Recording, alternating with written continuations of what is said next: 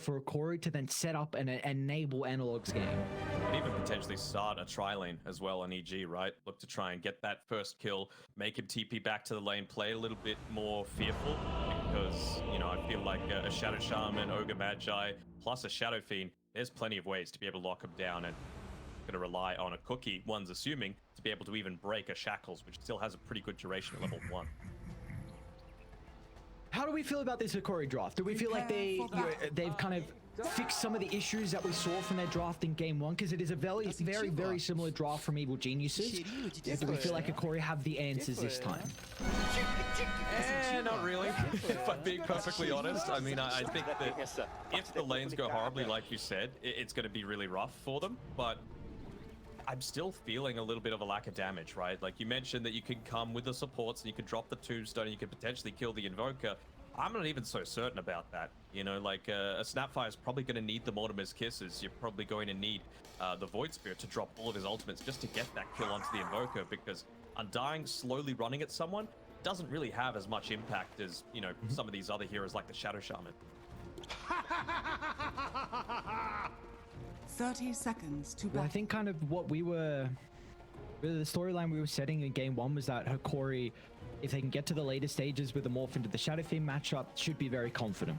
Do we feel like that is a similar case in this game? It's always the case with a Morphling, that's the thing. Okay. But it's just getting there, and I'm just not as confident.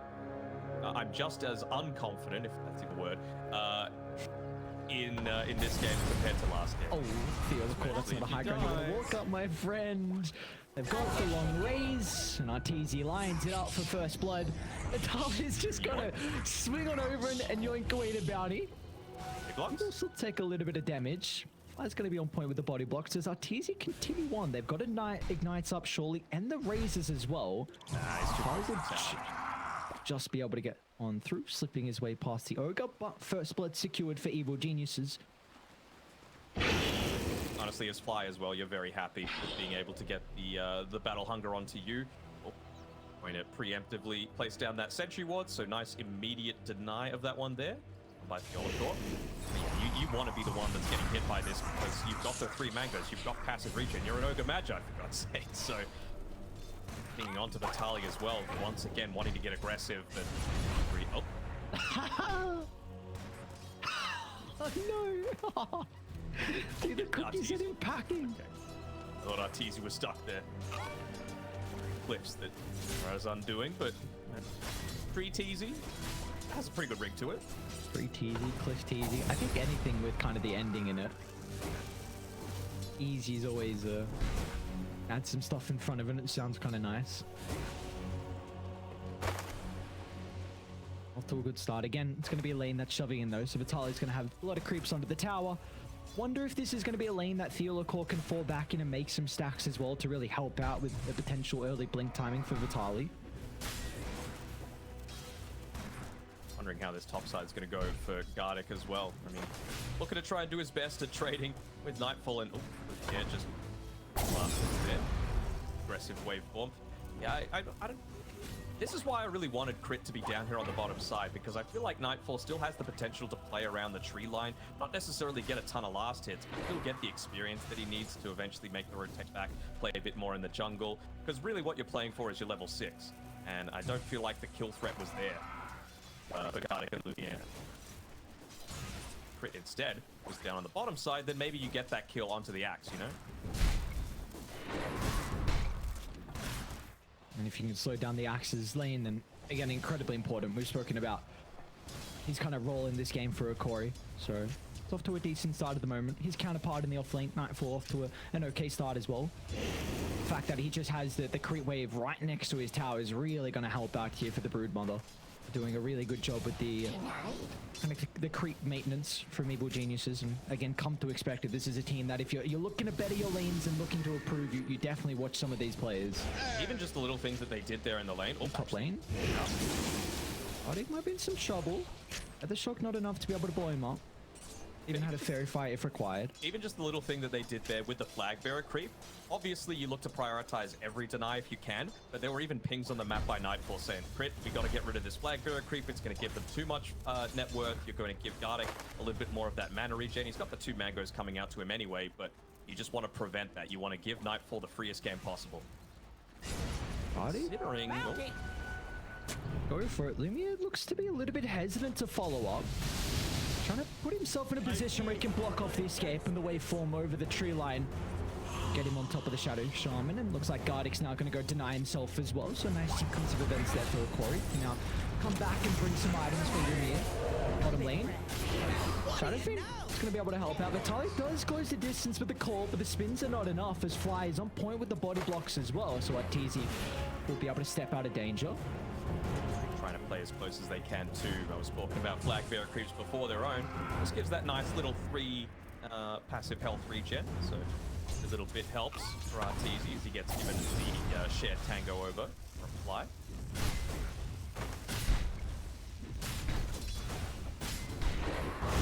Fiora to the mid lane, helping him refill Analog's mana. He gets the water rune as well, so cool. And leaves Vitali alone though. Strike on the mark from gets a kill onto Lumiere, and meanwhile bottom lane Vitali, he goes down as well. So great read from Evil Geniuses. They saw that Theolacor left the lane, went to refill the bottom mid for Analog, and put the axe in a vulnerable position. And Evil Geniuses their solo as well. They're gonna go for another kill. They will. Crit shackles out. Nightfall easily starts to rack up the damage. Zumi is going to be a little bit too late to turn it around and get his own damage into Crit. Love the gauntlet slap. I wish you got something out of it though if you win. Oh, Sunstrike top side. They're going to get nearly another pick off onto Lumiere. He's got 1 extra right click there on Crit. Maybe that would have been enough, but quite the case for Lumiere. You just don't think aggressive movement forward. He is a Morphling. He is level 3, so feels confident enough to be able to get that attribute shift off without the Sunstrike being available. You really need to now start to getting some movements coming out from the Void Spirit, and with the power runes coming up shortly, you can enable this. Almost got the level 6 as well from Analog. Supports need to try and secure with the runes, but again, with the side lanes having a bit more of a difficult time, he's going to struggle with doing so, because top lane again, Evil Geniuses are making another attempt, but Lumiere quick on the fingers to get the attribute shift before Crit was in with the shackles. Yeah. Nice use of the potential ward there. They were setting up for that next kill onto Crit to potentially get that lockdown from the tree line. Instead, gonna get the D-ward off. Nice little bit of valuable experience. Every little bit counts, bringing that Morphling closer to the odd levels. Increases his survivability tenfold. It might be in some trouble. Sunstrike, no way. Oh, you're gonna tick out though. Strength treads and the ignite's not gonna be enough damage. A regen spawns down bottom, and Arbed is laughing. It's fine. He's got 2 bounties to play with for Analog. Just fine. As he actually might make a move up top. He's gonna have the 1 astral step charge available. Nah, ends up backing off instead. Radiant are scanning. If he's still going top. Potentially sees a free killing Crit. Yeah. Crit, he's looking for kills too. Sunstrike available once again. Dire structures. Go. Gardic, free one. Dire's Get the opening. Analog's now going to finally move back top. Gardic at least drops the tombstone before they get the kill. AT will turn their attention to try and deal with the building. They're able to bring it down, but the roll has provided with that. They'll secure at least the 1-for-1 trade. I mean, Nightfall's happy enough with that though. All he cares about is that early farm. All he cares about is the early gold that he's able to get. As in previous games, going into the Vlads, just wanting to essentially seal off an area of the map, prevent Hokori from being able to farm, and we know that's what a Morphling needs. Open up that map as much as possible, and with the Spiderlings pushing in, pressuring you up, you're not going to have that freedom.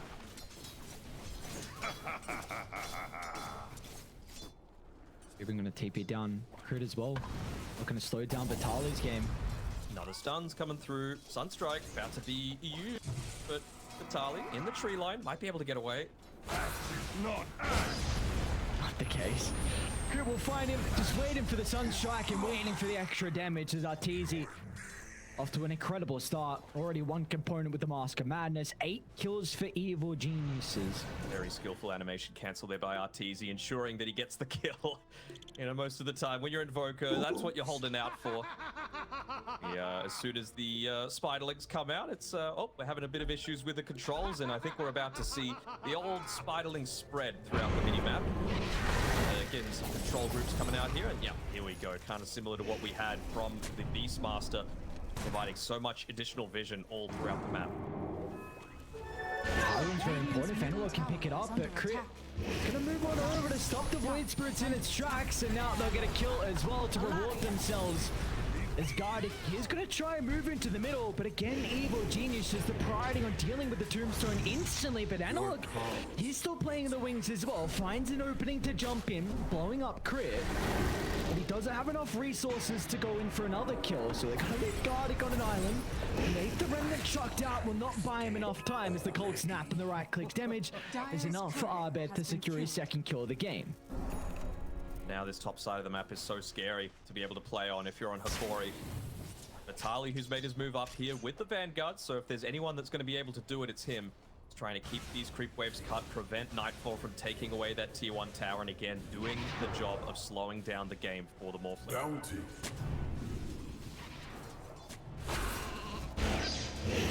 They find it, he's actually Again, or Lumiere. It's a tough showing here for the Morphling. I like Good this reaction start, from EG though. I mean, they see that this axe has moved up top. They know that he TP'd there. They know there's no reaction that's about to come from him. And you're not going to be able to get kills up on this top side. You just don't have the damage output. So what they do, they go down bot instead, and well, they're going to get another kill onto the Undying as well. Like, this is just ballooning out of control right now. Just hoping he can get a freebie, but Evil Genius is making sure they all group up. Is under attack. Or Not be the brood mother that gets the tower kills. Arteezy could even look to prioritize it on the bottom side of the map, but he's happy enough to just shove that lane underneath the tower. Dude, look at this. Yeah. Crit's everywhere, man. Where is he not? Oh my god. And Nightfall's here as well. That's where he's not. I'm a little unhappy about that. How is your fantasy looking after day 1? Rubbish. Absolutely rubbish. I won't say who's in it, but Oh, dude, throw them under the bin. no, Come on. never. I would never do that to a player. You went for the 3 gamers, right? I mean, you come on, you are a nerd. I have to expect you to go for the people who was playing 3 series. Yes, I did. Okay, good. So now we just have to look at the people that played 3 series and had a rough showing in day 1. This Vitali. Chase under the tower. I mean, Axe is going to be a difficult man to kill. He's got phase boots coming out, but you know who is not difficult to kill at all is Guardic, especially with his on-strike once again. What an ideal team for an Exort Invoker. And he might have another opening here, but the only thing holding them back is his on-strike cooldown. Now, with the bottom of kisses though, Crit, Artillery is getting rain straight on the heads of the Shadow Shaman. We even have Analog starting to TP into the area as well, so the extra damage might catch Nightfall off guard. They're going to be off with the 8th Remnant. Another jump on forward, and Nightfall, he's well and truly okay. Fly's going to act as a bodyguard just in case they go on for more. And meanwhile, mid lane, Abed gets another kill onto Guardic. Back-to-back kills onto the Undying and a Tombstone as well. And pushing the tower, and keeping these Forge Spirits alive, and keeping the Siege Creep alive, and forcing a rotation back, and... Midas about to be on cooldown. Oh, well. That's disappointing. Oh, this is way too long, actually. Come on, you're 6-0-4. We have to critique something. Pathetic. Radiant are scanning. There we go. Only 10-second, probably with it being up and not used. That's okay. Yeah, this thing on the we can all hunt improve again. on. They found out Lumiere. Oh, he's used his waveform as well.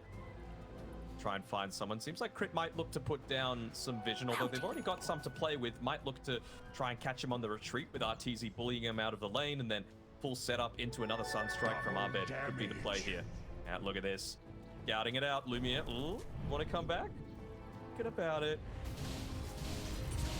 One more wave, says Lumiere. It's always the question you got to be asking yourself, where is the enemy pos for? Lumiere's not taking the bait.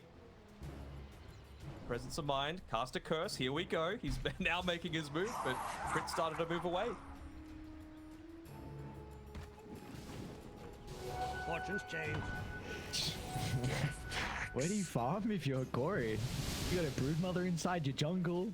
Got a random Shadow Shaman just playing into a triangle, hoping for pickoffs. They're trying to bring 3 heroes for Nightfall, but they might not even get him. Drag back so close to the call AoE, but not close enough. A great cookie play will get Analog at least on the higher gun, but Nightfall can instantly walk up. Wants a high five as well. Well, looks like Analog's not feeling friendly this game. It's looking rough. Sure. Pretty equivalent kill score to what we saw last game. What was it, 15-3 last game? Just add a 1 to that for game 2 as Vitaly, he gets jumped on the top side as well. Gonna try and dissuade with the Lord of his Kisses, and well, they're reading the Sunstrikes. All right, bits of improvement coming through from Hokori. This is what we want to see. I think he went for the style points there on Arbed. One of the Sunstrike instead of the Meatball. Right, if he runs into, you know, we're looking like a god gamer at the moment. We're 6-0 and 5. Sunstrikes have been looking good. Dire's The top travel tower already is under completed. attack. Yeah, well, it's on cooldown at the moment, so it's not too bad. If you make one mistake, it's okay. We let it go. Arteezy just pump faking Requiem. Look how far away Arteezy is from anyone else, and now Crit will join. Not at all. Sunstrikes there. Let's see if they're going to be able to blow up Arteezy. Without the Mortimer Kisses, they'll be lacking the damage. Maybe with Lumia waveforming into the middle, but Arteezy finds an opening for the Requiem, and it's going to send them instantly packing. The fear preventing the attribute shift. Gardic will even try and buy back as well, but there was no potential for the Undying to influence that team fight. They're not even done as well as Arben and Flyer moving over towards the T2 tower. So they fortified just for the multi-shot, man, just to try and keep him away. Surely you don't land another Sunstrike onto it. Come on, go for it, Arbed. It's nearly maxed out. He went for it. What did he use it? Yeah. Okay. Yeah, later Theolacor as well. They actually do make a bit of a move onto him with the cold snap. They laid down the Seeds of Serenity. Might be enough, but not enough to be able to stop Arteezy from coming in with that last hit there. I mean, they went for the big play, right? Lumiere joined the team fight. He morphed into the Shadow Fiend, but he was only able to get that one raise off and not burst him down before the Requiem of Souls came out. So I appreciate the fact that they're going for the plays to potentially bring them back into this game, because they know how much of a disaster that early game in the laning stage went for. Go, we get another replay of it. The pincer move coming for Gardic. The early game is the domain of these strong supports like the Undying. Instead, he gets picked off before he's able to use any of those key abilities. You see the Replicate come in there, but it's just not enough damage. The single raise, not enough to be able to bring down Arteezy before all of that damage comes through and makes it go from bad to worse. It is a real throwback seeing Arteezy on the Shadow Fiend. A nice treat. Getting to see him on a hero that we saw in a different roster. Secret, we're pulling it out in the mid lane instead. Now Don't it's remind me of the Secret Arteezy didn't end up too well, especially at TI. no, it did not, unfortunately. Well, his your previous team, Evil Geniuses, had very good showings at TI, but yeah, maybe now with the Shadow Fiend being so popular, I mean, we're seeing top of the net. We're 4-0 and 6. You can first pick the Shadow Fiend, and Arteezy and his team can play incredibly well around it. So it's good seeing him back on a hero that, you know, we haven't seen him play in quite some time. It's also good to see Nightfall really repaying the faith as well. A lot of people were clowning on some of his showings, and well, Broodmother, he knows that he's got this opening to be able to push this top tower because they took the tier 2, and if you're looking to use the glyph, again, you're not going to have anything to be able to defend that high ground. Not exactly like Hokori has amazing high ground defense either. They've got the Blink Dagger to be play around on the axe, but it still feels like they are kind of lacking in damage without Mortimer's Kisses being available. Oh, look at this. Crit. A champion just inside the base. They have zero cares in the world, Evil Geniuses, and how do not play in them with 11,000 net worth lead. Maybe the turnaround's going to be there, though, from Analog. Look at the AoE damage coming up from the Mortimer Kisses as well. They've got time now to deal with the raids back. Let's see if they can set themselves up for the second round, however, with the Aegis respawn. Teasy can back himself out. EG will be fine, and all they lose is crit. Get a kill though. Very important to be able to claim that one. Of course, comes at the cost of another death onto the axe. 0, 4, and 0. Be quite some time until he gets that blade mail to address some of the damage deficiencies that we've got. out there trying to scout out, trying to predict where Abed wants to farm. The man has been scaling far too long. Godlike streak so far. We're able to get a pick off here. Again, without the Mortimer's Kisses, I don't know if you're going to be able to do it. It's going to be off the back of Lumiere perhaps showing, but it's too juicy of a creep wave on this bottom side of the map for him to pass up. So just going to need to retreat back to that. And Well, meanwhile, mid lane. Yeah. He's been able to run into Analog. Just the instant hex. Backwards and easy follow-up once again. Evil Genius is always in position to be able to capitalize on Crit's opening. Yeah. You're not killing anyone without Analog or without Lumiere, and Lumiere still has this farm that he's going for. Not even going for the mana style this game, just a efficient item like the Dragon Lance straight into the Aghanim Scepter. The tower is under attack. So, Mass Serpent Force drop top. Spider not even there just yet. No glyph to be able to play with on Hokori. Dire's top It's tower going to be refreshed, has but fallen. Radiant's bottom tower is under attack. it's delaying the inevitable. We already have the 15 to 20 minute game secured. I believe it was by secret earlier in the tournament, so we're not going to be breaking any kind of records here, but this seems like EG have got it in the bag. Dire's top barracks has fallen. Where did you put your prediction for the shortest game? Structures are fortified. I was in that bracket. Happy with Very that. nice. So Abed finds you're- another pickoff. He does with Polly. In a whole world of trouble. Even Arteezy's like, oh, I'll come to get involved as well. Let's boost up the KDA a little bit before this one's done. G players in my my fantasy, that's for sure. They're performing at a You might really have level. to.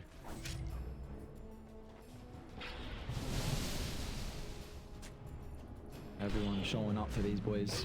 Great start to TI it's been.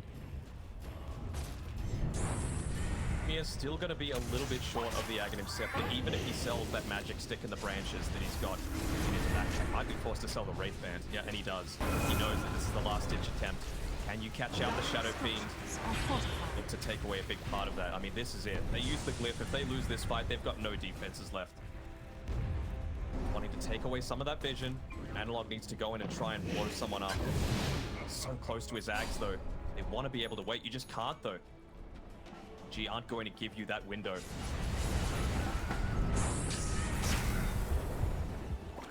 Making sure they don't clump up. You get a one-man call, that's not the worst. Especially with the survivability they have. Back on Ogre, you've got the Pipe and the Wraith Pact as well on to Nightfall. You're gonna still play this one a little bit more safe here on Evil Geniuses. Not gonna force the high ground.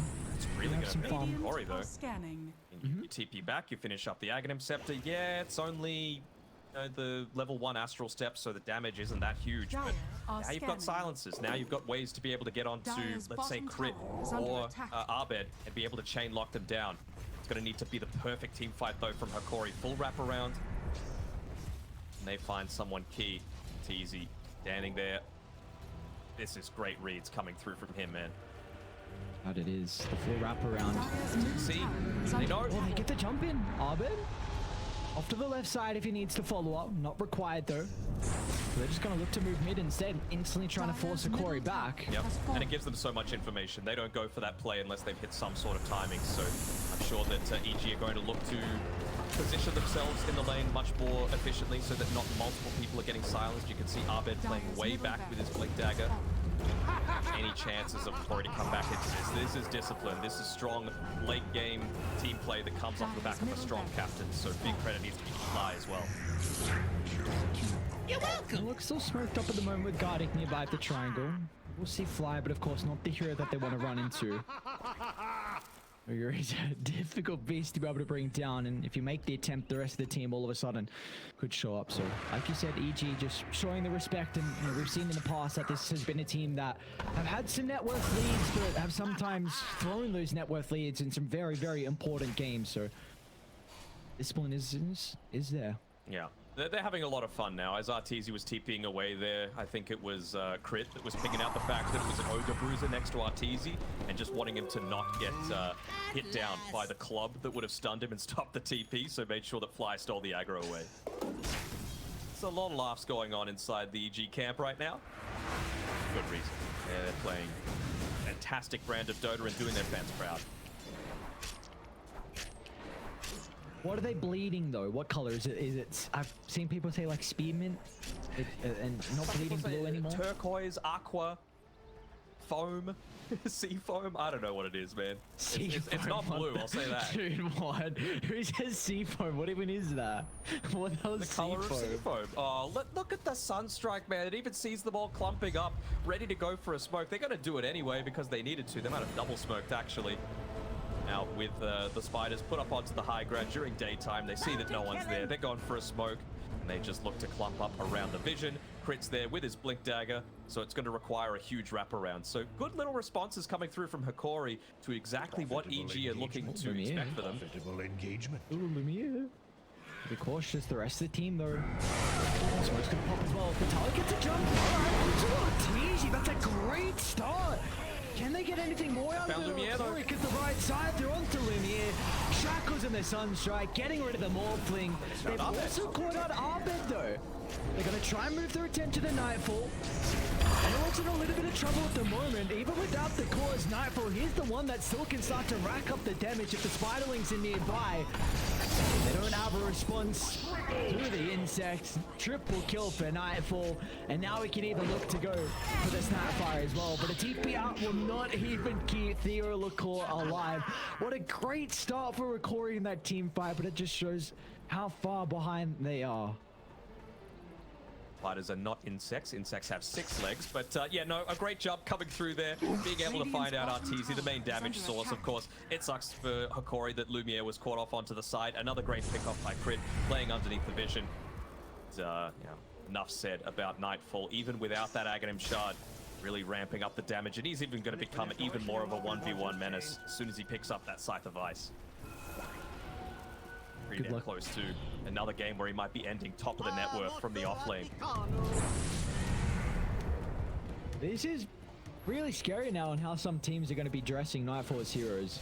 I mean, you were saying in the draft that they're just doing an incredible job from EG to enable him. We saw game 1, his Beastmaster was a big reason why they're able to have success, and well, game 2 is no different with his Broodmother.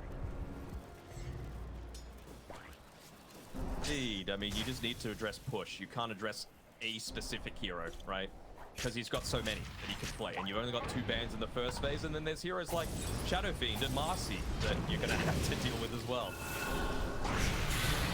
I bet might just look for a solo kill into Theo LaCour. Fucks up the stray Orchid and looks to blink away. Doesn't want to put himself too far in a position. Corey can maybe find an opening in. So still 17,000 net worth lead, and EG once again playing some disciplined Dota, just waiting for this next Roche to spawn. We'll be up in a couple of minutes. And I guess I think we saw their series versus, well, one game in particular versus OG where it was like 19-3 kill count, something crazy. I mean, it was a ridiculous game, and somehow that game got pushed to the later stages.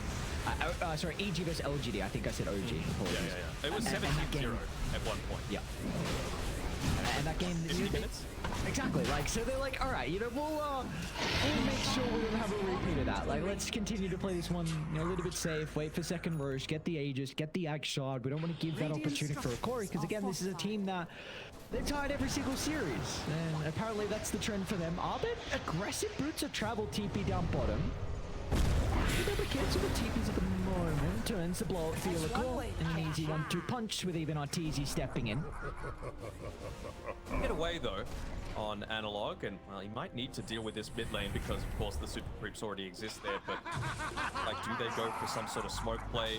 That's the downside, right? They used the double smoke when they went for that recent attempt. At least they'll be able to get back out into the jungle, get a few D-wards off, and enable Lumiere to potentially nail. I'm sure they would love to be able to go for a smoke play, wrap it around, and kick off there, but last chance might be this final tier 3 tower on the bottom side of the map against an Aegis timing though on Arteezy. Got that Moon Shard once again, quite yet level 18, but he doesn't matter. He's very rare that he's using the Red Whip for anything other than just the fear duration. The damage seems like secondary to him.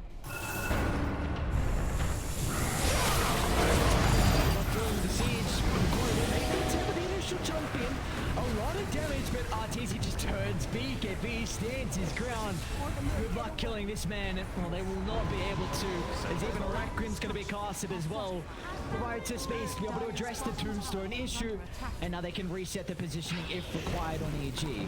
Dire's bottom tower has fallen. Keep the buffs up onto RTZ. Bloodlust consistently easy to go. Oh, quick, what was that reaction?